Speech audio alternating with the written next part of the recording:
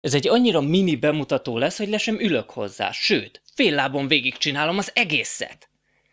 Üdv internetlakók, Elmol ismét jelentkezik, hogy... Na jó, nem. Üdv internetlakók, Elmol ismét jelentkezik, hogy beszéljen a legrosszabb Terminátor játékról, amivel valaha játszott. Mert miért ne? Azt tudni kell, hogy gyerekként elég sok nem gyereknek való dolgot volt szerencsém látni a tévében, olyasmiket, amik gyakran megijesztettek, és hosszú távon egy kicsit meg is kavartak lelkileg. Olyan alkotásokra gondolok itt, mint például a Lucas aranytigris, az égből pottyant mesék, és az ezekhez hasonló szürreális izék. Szerencsére mindemellett találkoztam olyan könnyebben emészthető alkotásokkal is, mint például a Terminátor filmek, amik izgalmasak, mégis érthetőek és világosak voltak, és nem riogattak azzal, hogy manócskák bontják le a várost, amíg alszom. Szóval szerettem a Terminátor filmeket és a videójátékokat, és azt gondolná az ember, hogy ez a tökéletes házasítás, hisz alapvetően nem kell túl nagy fantázia ahhoz, hogy az ember megálmodjon egy hiteles Terminátor játékot. Hasonló a dolog ahhoz, mint amit annak idején Supermanről mondtam. Ott ugye arról beszéltem, hogy összedobunk egy sablon verekedős játékot, kinevezzük a főhőst Supermannek, és már van is egy elfogadható Superman játékunk. A Terminátor esetében ugyanez a formula, lemásolunk egy bármilyen run and gun játékot, telerakjuk Terminátorokkal, és kész!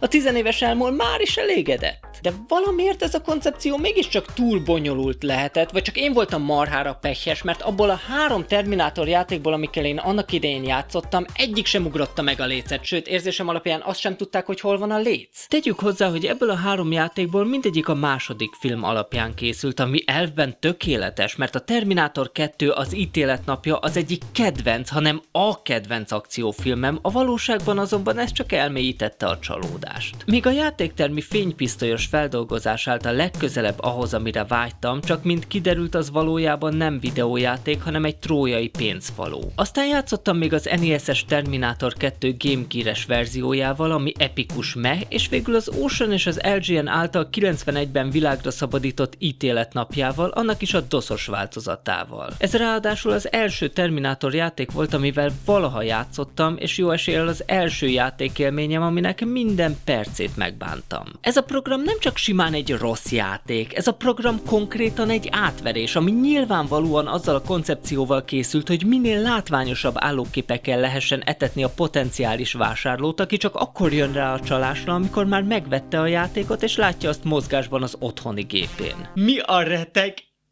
Ez kérem szépen a játék legelső interaktív szegmense, ami elméletben a 2 Terminátor első összecsapását dolgozza fel, de annyi szinten hibázik a dolog, hogy fel sem tudom sorolni, bele sem kezdek, inkább kitérnék az egyetlen pozitívumra, mert ilyet is találtam.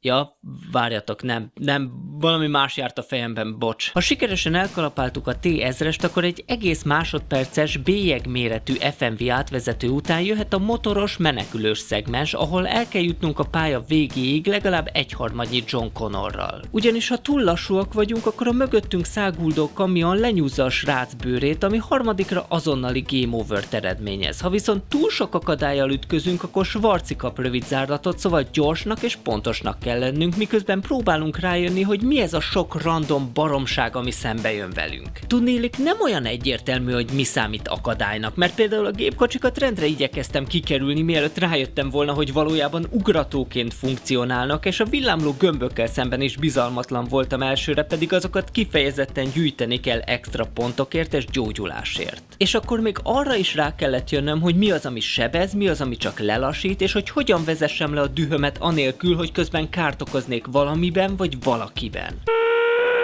Szerencsére ez a kezdetben rohadtul idegesítő szakasz némi gyakorlás után monotonná és unalmassá szelidül, csak hogy gyakorolni nem olyan egyszerű a dolgot, mivel életből pontosan egyet kapunk a teljes végigjátszáshoz, vagyis minden egyes megdeglés után kezdhetjük előről a játékot.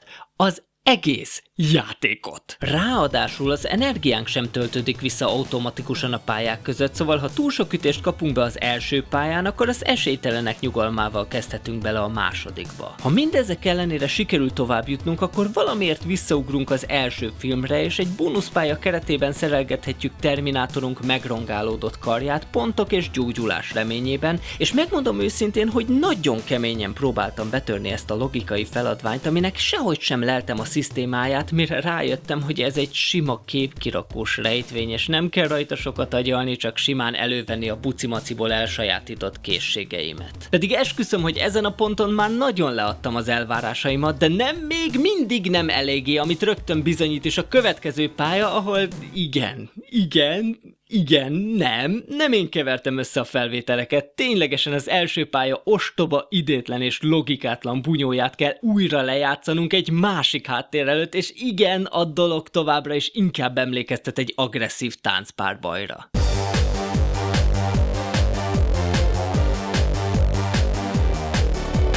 A következő szegmens ismét egy bónuszpálya, ahol realizáljuk, hogy rendesen beverhették az arcunkat, mert az sok kis szabályos négyzetre esett szét, amiket egy tologatós logikai játék keretében kell a helyükre tennünk. Szóval, ugye említettem, hogy én viszonylag fiatalon láttam a játék alapjául szolgáló filmet, de azért meglepett, hogy itt ténylegesen a 10 éves korosztályt célozták meg. Úgy értem, bocs, de én erre felnőtt fejjel nem vagyok hajlandó energiát pazarolni, ebből már bőven kinőttem.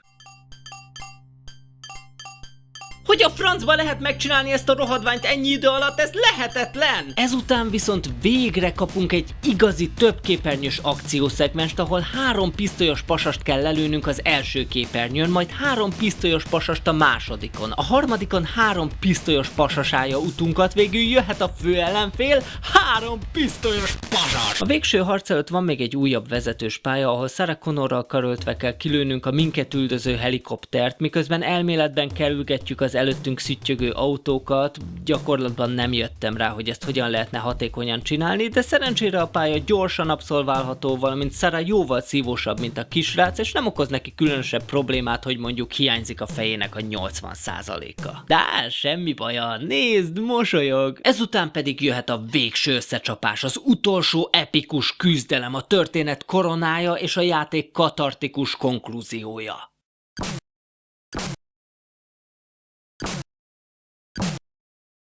Az összes tökömet ebbe a trágyába. Az Ocean-féle Judgment Day feldolgozás egy végtelenül pofátlan lehúzás, ami meg sem próbál élvezhető játékmenetet prezentálni. Az első blikre látványos grafika valójában egy teljesen üres és tartalmatlan valamit rejt, ami bár részben interaktív, valódi játéknak nehezen tudnám elkönyvelni. Ráadásul arcspirituan rövid, ami még akár pozitívum is lehetne, de miután rájöttem, hogy hogyan lehet kijátszani a mesterséges unintelligenciát, gyakorlatilag néhány perc alatt abszolválhatóvá vált az egész játék, ami azért így négyzetre emeli a dologban rejlő pofátlanságot. Igazából most realizáltam, hogy ez elvileg egy mini bemutató, egy gyors áttekintés, ehhez képest ennyi, kiveséztük egymást a játékkal. Külön poén, hogy jó eséllyel kifogtam az egyik rosszabbik verzióját ennek a programnak, ha ugyan nem a legrosszabbat, mert még a Commodore változat is sokkal tartalmasabbnak tűnik, szóval nem csak, hogy beleugrottam a létező legmélyebb verembe, de még ástam is egy kicsit az alján. Összességében vannak rossz játékok, vannak olcsó átverések, és mindezek alatt ott van ez a játék. Ha megtehetném, akkor gondolkodás nélkül visszaküldenék egy halálosztó cyborgot a múltba, hogy kinyírjon még mielőtt először leülnék játszani ezzel az utolsó szeméttel, ezzel a nagy rakás fekáliával. Ez a hulladék az egész játékipar szégyene, aminek a mester példányát az első pillanatban bele kellett volna hajítani egy izzó kohóba, hogy soha ne térhessen vissza. 4/10.